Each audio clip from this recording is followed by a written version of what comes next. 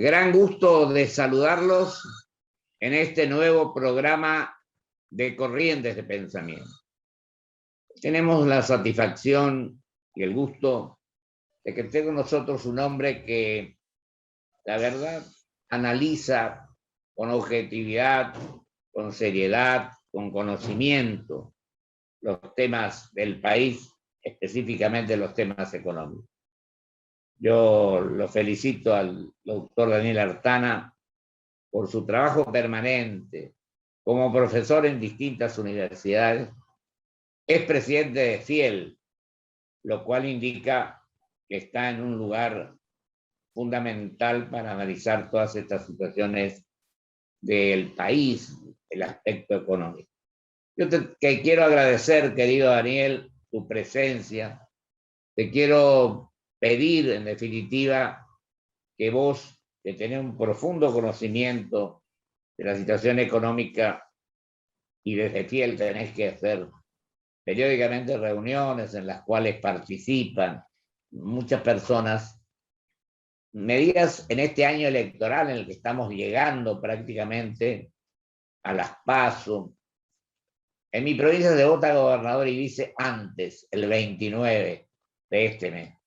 Pero te dejo para que vos comiences con este tema o con el que vos dispongas en este. Hola, ¿cómo te va, Pocho? Bueno, muchas gracias por convocarme o invitarme a participar en tu programa.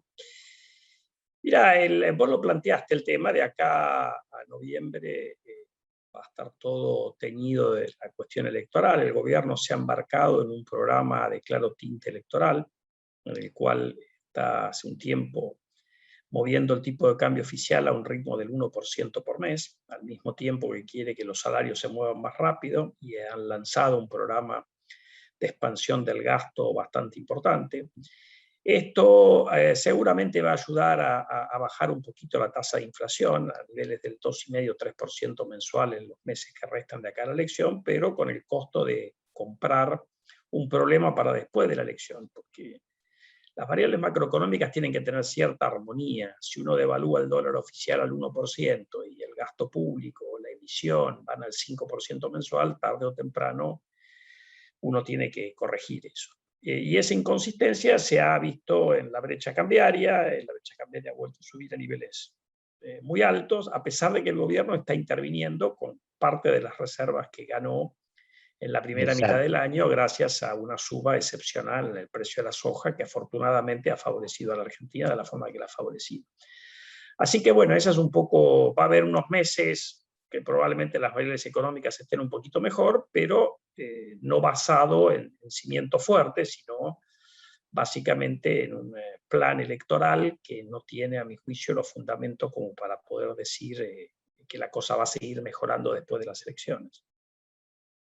Fíjate, Daniel, perdón, en tu artículo vos mencionás una serie de cuestiones que tienen que ver con esto. La inflación va a andar claro. Yo creo que la inflación va a estar ahí alrededor del 50. Esto en general todos los analistas coinciden, ¿no? Coincidimos en el sector privado. El gobierno no ha dado un nuevo número oficial después de que falló su pronóstico presupuestario de 29. Pero seguramente el número va a estar ahí entre 48 y 50. Yo lo que creo que es importante es que el año que viene va a seguir estando alta la inflación. ¿Por qué? Porque han pateado inflación de este año al que viene. Se han sentado sobre las tarifas, estaba lo del tipo de cambio que mencionábamos antes. Es decir, lamentablemente el año que viene también la inflación va a seguir siendo alta. Y esto es consecuencia de no tener un programa económico consistente. De la improvisación, de alguna manera. Y vos decías 48%, 50% este año. Y yo pregunto, en este aspecto, Daniel, si el gobierno o el oficialismo está actuando de esta manera, donde, como vos decís, frenó la cuestión hasta que se produzca el proceso electoral, ¿uno cree que la oposición también no está actuando en consecuencia, sino que hay enfrentamientos, divergencias totales cuando se trata de una candidatura o de otra? Yo pienso que este es un tema al cual también hay que ponerle fin si queremos que el país pueda crecer y pueda desarrollar.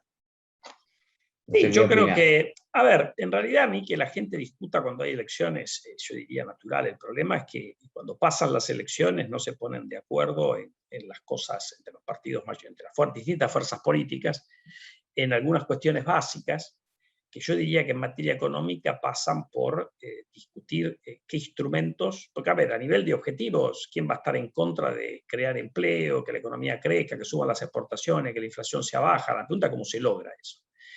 Y a mi juicio, en la Argentina, donde ha fracasado sistemáticamente la clase política se puede ver en 2 o 3 áreas. Una es un déficit fiscal más alto del que Argentina tiene capacidad de financiar y, por lo tanto, o se endeuda afuera, financiar localmente, ¿no? Se endeuda afuera, lo cual cuando se corta el acceso de dólares genera un trauma fenomenal, o le da la maquinita y lo financia con inflación, generando una suba en la pobreza y todos los problemas que todos conocemos. O sea, acá lo que hay que discutir es cómo nos sacamos de encima el déficit fiscal.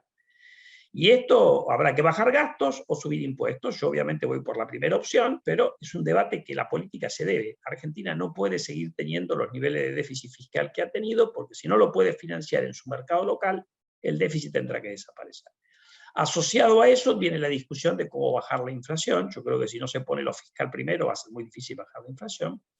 Y después viene un debate acerca de cuál es la estrategia de desarrollo, porque Argentina tiene una estrategia de desarrollo basada en un discurso de vivir con lo nuestro, que es muy caro para la política argentina, que es un discurso de hace 60 años que hoy está de moda en el mundo. Vos recordáis que cuando empezó la crisis del COVID, el presidente de la República y algunas otras figuras del oficialismo salieron a decir que a raíz del COVID la globalización iba a terminar, y eso no va a ocurrir. Entonces, si uno tiene una visión del mundo muy diferente de la realidad, y terminamos siempre mirándonos el ombligo, en lugar de mirar que Argentina, como es un país de tamaño intermedio, tiene que mirar al mundo como mercado, es muy difícil que uno pueda hacer ese salto exportador. Y la inconsistencia aparece cuando el ejemplo de la carne, o sea, al primer inconveniente que hay precios de la carne en el mercado local que no le gusta al gobierno, te cierra una parte de las exportaciones de carne. Esas Pero cosas viste que ocurren en cuando- países muy particulares, ocurrieron en Rusia con el trigo, no es una cosa que los países desarrollados hagan, la hacen países bananeros. así es. Pero cuando el tema de la carne, la prohibición de exportación, en lugar de ser favorable la cuestión, fue desfavorable. El Sí, y efecto después fue... en algún momento los precios van a empezar a ceder. Si vos trabás exportaciones, los precios en algún momento ceden, pero es una victoria a lo pirro. Vos conseguís tener los precios un poquito más baratos por un tiempo y le haces un enorme daño. Esto ya lo vivimos. A veces el problema que tiene la Argentina es que nuestros políticos no aprenden de los errores que cometieron en el pasado. Si Y ya hizo además, esto el kirchnerismo y terminó muy mal. Porque Carlos, ¿cuántos puestos de trabajo y cuántas exportaciones costó, perdón, lo que pasó antes con la carne, que ahora lo vuelven a repetir, si querés ayornado? Entonces, en realidad, lo que uno tiene que tener acá es que eso, te diría, otro de las áreas donde tiene que haber consenso, es cómo vos tenés una gestión de la cosa pública profesional. Y no esta cosa que le encanta a los políticos de que ellos quieren manejar la política económica a piacere. Bueno, hay restricciones en la economía. Y si uno no entiende esas restricciones y no tiene un manejo técnico de esa cuestión, termina generando por ahí cuestiones muy de corto plazo que terminan, logros de muy corto plazo que terminan generando un enorme daño en el mediano plazo. y lo otro que vi también estos días es que Monseñor Ojea, el presidente de la conferencia episcopal, se ha referido al tema de trabajo, hablando de la dignidad y los principios que hay que adoptar en él. Porque acá vienen las elecciones y vos arreglás o paralizás todo para tratar de obtener el voto de cualquier manera. Y yo creo que eso ya no sirve bajo ningún punto de vista. Y cuando tenés otro sector, la política en definitiva, y yo soy, a vos no te caben dudas, soy político, pero tenemos que reconocer que en lugar de mejorar hemos decrecido enormemente. Y creo que Sí, tenemos que hacer un acto de conciencia, un análisis profundo, como vos decías, y reconocer cuando nos equivocamos y no tenerle miedo, a con ningún punto de vista, a corregir los errores que cometemos. Cuando hablabas de que a veces no se tienen en cuenta los aspectos técnicos, es cuando tenemos que darnos cuenta que es fundamental trabajar en equipo. No podemos tener compartimientos estancos, que en economía una cosa, que en educación la otra. Y este es un tema fundamental que tenemos que darnos cuenta y aprender de una vez. Sí, yo te diría que además hay que hacerlo con un criterio profesional. El Estado argentino, que tiene un tamaño enorme, no resuelve los problemas. O sea, acá el problema es vos necesitas en algún momento una gestión muy eficiente del gasto, porque si no vas a tener un Estado enorme, con impuestos enormes, y estás en el peor de los mundos, porque otra vez, el Estado con el kirchnerismo subió de 25 o 30 puntos del PBI a 40 o 45 puntos del PBI. Y hoy hay más pobreza de cuando el Estado era de 30 puntos del PBI. Y se gasta mucha más plata en planes sociales, porque eso lleva también, yo ahí, a mí me parece bien el reclamo de Monseñor Ojeda acerca de que hay que generar trabajo, nosotros estamos todos de acuerdo, pero también dijo que había que poner un ingreso básico universal. Y eso también hay mucha literatura. Primero, no tenés la plata para hacer eso. Y segundo, la pregunta es si vos a la gente le das un ingreso independientemente de que trabaje, si eso no te genera un menor incentivo a trabajar. Lo que te hace la cosa universal es que sacás los intermediarios. Pero es caro. Y Argentina tiene un exceso de gasto. Hoy ya tenemos un déficit. Entonces, no se puede proponer alegremente como si no existiera restricción presupuestaria. Y no lo digo por Monseñor, lo digo porque vos tenés a buena parte de los líderes piqueteros diciendo pongamos un ingreso básico universal, cosa que está en discusión, porque se han hecho programas para analizar el tema del ingreso básico universal en países desarrollados que podrían hacer frente al costo de este. Y la evidencia no es concluyente, porque vos tenés el tema de si vos tenés una discusión de cuál es la mejor política social. Esto que todavía no está aceptado en los países desarrollados, nosotros lo copiamos alegremente, como la propuesta de bajar la cantidad de horas que se van a trabajar por semana, cuando hay un montón de evidencia de que cuando eso se probó en Francia, funcionó mal. Entonces yo digo, acá se copia hasta lo que funciona mal en otros países. O sea, se copia alegremente por una cuestión ideológica, y obviamente si vos le decís a la gente, mira, vas a ganar lo mismo trabajando menos horas, todo el mundo te va a aplaudir. A la pregunta, ¿eso es sostenible desde el punto de vista de nuestros exportadores, por ejemplo? Yo pienso, Daniel, que la política exterior juega un rol fundamental, pero hay que practicarla con criterio de dialogar con todos los países del mundo, no con lo que opinamos que sus ideas son similares a las que pretenden algunos. Y lo otro que vi, ¿qué te parece ahora que estamos hablando de pago de la deuda, de fondo, no? El otro día el Fondo Monetario lanzó, o va a lanzar, anunció un crédito para todos. Es como si hubiera una parálisis generalizada. ¿O cree que eso es factible, que eso va a producir una dinámica diferente a la actualidad? Bueno, vamos por parte. Primero ya tenemos una cosa que es una buena noticia que se concretó, que Argentina está por recibir la plata, que es la ampliación de capital del fondo. Ahí a la Argentina le tocan 4.300, 4.400 millones de dólares que se van a usar para pagar parte de la deuda con el fondo, lo cual te arregla parte del problema que tenés ahí.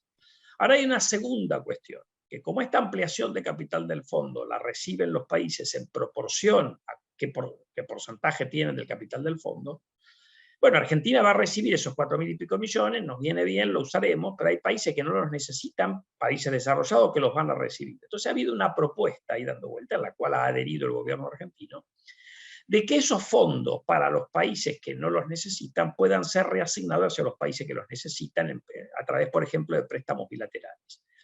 Ahora, de ahí a que a la Argentina le toque algo hay un largo trecho, porque vos tenés ahí probablemente los países desarrollados van a estar más propensos, primero, a ayudar a países mucho más pobres que la Argentina. Entonces habrá que ver si de eso nos toca algo. Porque de hecho recordemos también que para los países más pobres ya hubo algún perdón directamente de la deuda que tenían con organismos internacionales en el medio de la pandemia. Es decir, eso fue hace bastante tiempo atrás. Quiere decir que yo no creo que haya que perder las esperanzas, pero hoy lo único que está firme sobre la mesa, que Argentina va a recibir, si no es este mes, va a ser el próximo, son esos 4.300, 4.000 millones de dólares que van a entrar por una puerta y se van a utilizar para ir pagándole al fondo, con lo cual no tenés que usar otros dólares que tiene el Banco Central para hacer frente, porque al fondo ya hay que pagarle ahora el mes que viene 1.800 millones de dólares y en diciembre 1.800 millones de dólares de capital, más los intereses, ¿cierto? Entonces eso le va a dar un alivio a la Argentina, a la posición de reserva del Banco Central, y es bienvenido. Yo digo que hay dos cosas, post elecciones y el tema de la pandemia que no sabemos cómo va a venir, ¿no? Son dos aspectos que habrá que contemplar. Bueno, ahí está todo el tema. A ver, en el tema de la pandemia, obviamente que ha habido una nueva ola en el mundo, con bastante preocupación a raíz de esta variante Delta, pero en realidad, hasta donde uno puede ver los datos, los países que tienen la vacunación completa, las 2 dosis de la vacuna que sea, ha funcionado muchísimo mejor, con mucha menos tensión sobre el sector de salud. O sea, hay un montón de casos, pero la mortalidad y la tensión sobre el sistema de salud es mucho menor. Veremos si esto se mantiene, porque lo que esto está demostrando es la eficacia de las vacunas. Otra vez, para 2 dosis, hay países en el mundo que están empezando a dar ya la tercera dosis. Digo esto porque salió el doctor Goyan en la provincia de Buenos Aires a decir que nosotros habíamos alcanzado los mismos porcentajes que Estados Unidos. Es una comparación ridícula, porque lo que importante hoy, y él lo sabe bien, porque se dedica a ese tema, es qué porcentaje de la población tiene 2 dosis, y en la Argentina eso está abajo del 20%. Ahora, afortunadamente, han aparecido más vacunas, están estos sobrantes de Moderna. Hoy, de hecho, a mí me dieron la segunda dosis con Moderna, porque yo tenía una dosis de la Sputnik. Están vacunando en todo el país, y es muy posible que Argentina tenga en los próximos 2 meses un porcentaje importante de la población vacunada con 2 dosis. Si eso ocurre, uno, como han dicho muchos médicos y especialistas en el mundo, el tema del COVID, por ahí vamos a tener que convivir con el COVID como convivimos con otras enfermedades durante muchísimos años. El tema es que no genere la mortalidad que ha tenido, y por eso la importancia de la vacunación. Como yo creo que Argentina finalmente ha conseguido un montón de vacunas de proveedores confiables, porque a eso se suman ahora 20 millones con Pfizer de acá a fin de año, tarde, pero mejor que nunca, tendremos una parte importante de la población vacunada con 2 dosis, y mi impresión es que eso es lo que nos va a permitir dejar atrás la tensión que el COVID ha generado sobre la economía, sobre la calidad de vida de las familias, más allá de que tengamos que tener algunas cosas como permanentes, para seguir usando barbijos, seguir cuidándonos, qué sé yo. Pero por lo menos va a pasar lo peor. Eso depende de cuán rápido avance la segunda dosis, y afortunadamente ahora ha tomado un impulso a partir de que han llegado vacunas. Tarde, pero han llegado, y eso es importante. Daniel, ¿y qué te parece lo que ocurrió el otro día con el tema de Toyota, por ejemplo? Bueno, esto marca, porque no es que no hubo gente que se anotó, hubo un montón de gente, chicos que se anotaron, pero el problema es que no consiguieron chicos que hubieran terminado el secundario que pudieran comprender texto. Esto hace rato que los test de educación, que recuerdo, en la Argentina este año se suspendieron, te venían marcando los problemas de los chicos para comprender texto y en matemáticas. Esto marca, primero, que los test sirven. Digo esto porque los sindicatos docentes en general no quieren que se hagan test, porque revelan la mala calidad de la educación argentina. Y es uno de los grandes desafíos de mediano y largo plazo de la Argentina, es cómo volver a mejorar la calidad de la educación pública y también la privada, pero sobre todo la pública, porque otra vez las encuestas muestran que en general los problemas son un poco mayores en las escuelas públicas. Ahí recordemos que donde nos va la vida, porque digamos que la clave para que, o sea, uno tiene, con la pobreza tiene paliativos de corto plazo, que todos estamos de acuerdo que por ahí son necesarios, pero la solución de mediano plazo pasa por mejorar las habilidades de nuestros chicos. Hoy, con la cantidad de chicos que están en niveles de pobreza, si no le podemos dar un mínimo de alimentación y no le podemos dar una educación pública que funcione, o no le podemos dar una habilidad para insertarse en el mundo del trabajo, estamos complicados, porque hoy lo que uno empieza a ver es que hay gran desempleo en la Argentina, hay un montón de gente, los planeros, la iglesia, todos reclamando que haya empleo, y cuando aparece una oportunidad de empleo resulta que no pueden conseguir 200 chicos que puedan comprender textos en el partido de salas de campana. Esto es muy grave, y por eso es muy importante que la Argentina ponga el foco. Y otra vez ahí hay que salirse de esta retórica partidista, donde parte de la educación pública está cooptada por sindicatos de izquierda o por sindicatos oficialistas. Eso hay que corregirlo, porque si no la Argentina tiene problemas. Eso no quiere decir que tiene que haber maestros sindicalizados, sin duda tiene que haberlo, pero lo que no puede ser es que los ciegue la agenda ideológica y que sean contrarios a hacer los cambios que son necesarios para que mejore la calidad de la educación. Mira, Daniel, totalmente de acuerdo, firmo con las dos manos lo que acabas de manifestar.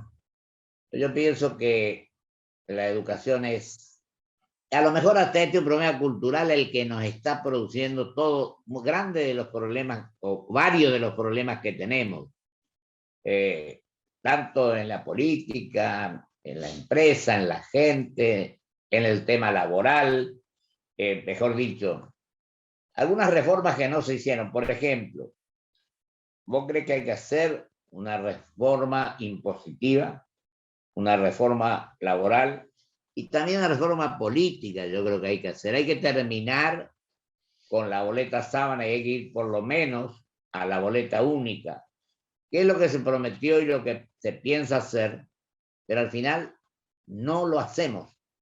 Quedamos en promesa. Bueno, no lo hacemos porque hay intereses espurios de la política, porque la boleta única acota una de las formas de fraude que lamentablemente, o de hacer trampa en las elecciones, y además es muy costosa, ¿eh? O sea, uno tiene que emitir muchas más boletas. Si tenés una boleta única, es mucho más barato. O el voto electrónico, que se ha aprobado en varias jurisdicciones. También puede ser perfecto, yo estoy de acuerdo. Pero bueno, ahí hay intereses y obviamente hay una parte de la política argentina que se resiste a los cambios. Después vos mencionaste reforma laboral, reforma impositiva, yo te agregaría reforma previsional. Son todas reformas estructurales que la Argentina va a tener que discutir ahora, después de las elecciones, cuando se ponga a negociar los detalles finales del acuerdo con el Fondo Monetario. Son reformas que hacen, si querés, a asegurar que las cuentas públicas van a ser solventes, y ahí Argentina tiene impuestos muy altos, sobre todo para los que pagan, los que están en blanco, pero además la mezcla impositiva es horrible. Yo lo escribí en la nota que saqué ayer en La Nación. Argentina recauda 8 puntos del PBI con impuestos que son malos, que son una mezcla de impuestos a la producción y al consumo, retenciones, impuestos a los ingresos brutos, tasas municipales e impuesto al cheque. Los países desarrollados recaudan de ese tipo de impuestos 0,1 de su PBI. Nosotros 8 puntos. Entonces, cuando vos recurrís a impuestos que son muy malos, bueno, obviamente que hay espacio para una reforma tributaria. Daniel, se nos fue el tiempo. Te agradezco enormemente tu presencia. Te mando un fuerte abrazo y Dios quiera que los argentinos empecemos a transitar el camino que conviene al país. Ojalá así sea. Y te agradezco muchísimo. No, gracias a vos. Hasta luego. Vamos a un corte y vuelvo con mis conclusiones.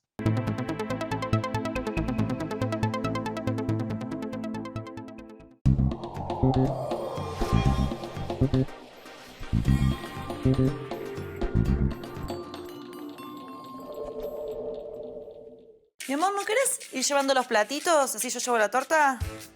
Decime que te encantó. Es Felipe, el hermano de Claudia, y Santi, su pareja. Sacaron un adelanto de sueldo en Galicia para comprarme un regalo. ¿Te acordás que querías un LED 50 pulgadas? 50 pulgadas de LED. Justas. Para mi familia y para vos también. Galicia.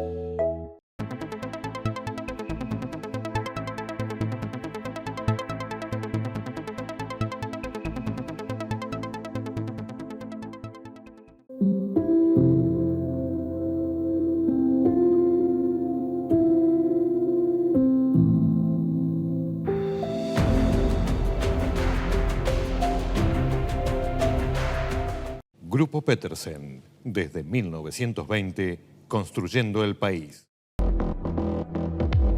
Hola. Felicidades, mi nombre es Valeria, agente financiera del banco. Tengo el agrado de informarle que por ser cliente es beneficiaria de un sorteo y ha ganado 10.000 pesos. Para poder acceder a tu premio, necesitamos que nos brindes tu CBU, número de tarjeta y clave de seguridad, así podemos hacer efectivo el depósito.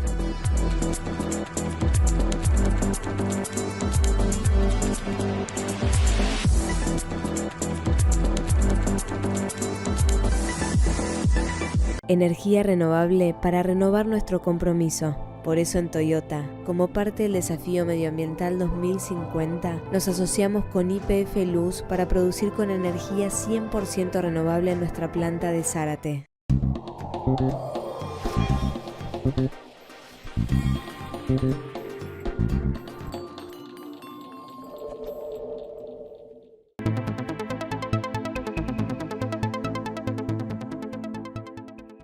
Debo agradecer con gran satisfacción a un hombre de la envergadura intelectual y moral del doctor Daniel Artaza. Creo que de allí surgió la situación general, la situación por la que estamos atravesando, que no es para decir que son los últimos años solamente en los cuales estamos padeciendo una situación como esta. Pero ante esto, que viene de lejos, hay dos aspectos que tenemos que tener en cuenta.